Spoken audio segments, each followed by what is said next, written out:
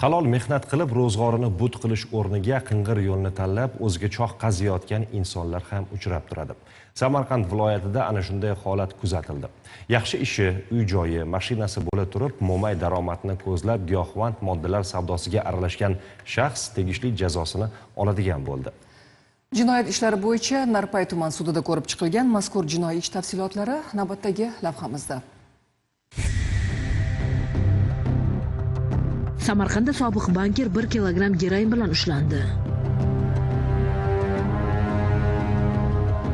Sud hujjatlariga ko'ra, Urgut tumanida yashovchi 34 yoshli sudlanuvchi tanishi bilan oldindan jinoiy reja tuzgan. Rejaga muvofiq u tanishidan 1 kilogramm miqdordagi giyohvandlik vositasini olib, 1,5 ming AQSh dollari evaziga uni Xorazm viloyatiga yetkazib berish kerak bo'lgan. Keyinchalik esa jinoiy sherigining ko'rsatmasiga binoan ushbu moddani boshqa shaxslarga tarqatishga kelishgan.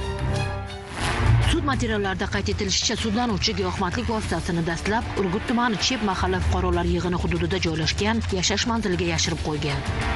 Ertasi kun esa o'zining boshqaruvidagi Gentra rusumli avtomashinaning yukxonasi va saloniga joylab, Xorazm tomon yo'lga chiqqan. Biroq uning rejasi amalga oshmadi. Narpay tumani Mirzobozor hududi yaqinida Samarqand-Xorazm yo'nalishi bo'ylab harakatlanayotgan vaqtida Davlat xavfsizlik xizmati Samarqand viloyati bo'yicha boshqarmasi xodimlari tomonidan o'tkazilgan tezkor tadbirda qo'lga olingan. 2017-yilgacha bankda ishlaganman. O'zim shu narsani iste'mol qilgandim, shu iste'molim uchun pul bo'ladi deb shu ish bilan shug'ullanib kelib qoldim. Bunaqa ishlarni qilmasliklarini, chuqur o'ylab ko'rishlarini so'rayman. Shu qilgan ishimdan pushaymonman. O'zingiz boshqarib Mazkur ish jinoyat ishlari bo'yicha Narpay tuman sudida ko'rib chiqildi. Davlat ayblovchisi sudda sudlanuvchini giyohvandlik vositalari oldi-sotishda vositachilik qilganlikda ayblab, unga 14 yil qamoq jazosi tayinlashni so'radi.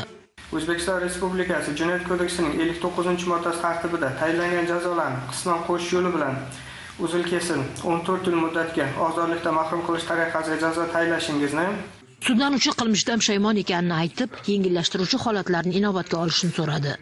Qilgan ishimdan pushaymonman. Prezidentimizdan, sizdan, ota-onamdan, xalqimizdan kechirim so'rayman. Boshqa takrorlanmaydi. Hurmatli imkoniyat berishingizni so'rayman. Qilgan ishimdan afsusdaman. Sud raisi Bekzod Jumaboyev sudlanuvchining jinoiy harakatlarini inobatga olgan holda yakuniy hukmni e'lon qildi. O'zbekiston Respublikasi Jinoyat kodeksining 25/273-modda 5-qismi hamda Jinoyat kodeksining 273-modda 2-qismida nazarda tutilgan jinoyat sodir etganlikda aybdor deb topilsin. Unga nisbatan O'zbekiston Respublikasi Jinoyat kodeksining 25/273-moddasi 5-qism bilan 11 yil 6 oy muddatga ozodlikdan mahrum qilish jazosi tayinlansin. O'zbekiston Respublikasi Jinoyat kodeksining 273-modda 2-qismi bilan 5 yil muddatga ozodlikdan mahrum qilish jazosi tayinlansin. O'zbekiston Respublikasi Jinoyat kodeksining 59-moddasiga asosan tayinlangan jazolarni qisman qo'shish yo'li bilan uzil-kesil 12 yil muddatga ozodlikdan mahrum qilish jazosi tayinlansin. Jazoni umumiy tartibli koloniyalarda o'tash belgilansin. O'zbekiston Respublikasi Jinoyat kodeksining 96-moddasiga muvofiq giyohvandlikdan majburiy davolanish choralari qo'llanilsin. Motabar Nurmuhammedov va Ozodbek Nurmuhammedov Samarqanddan.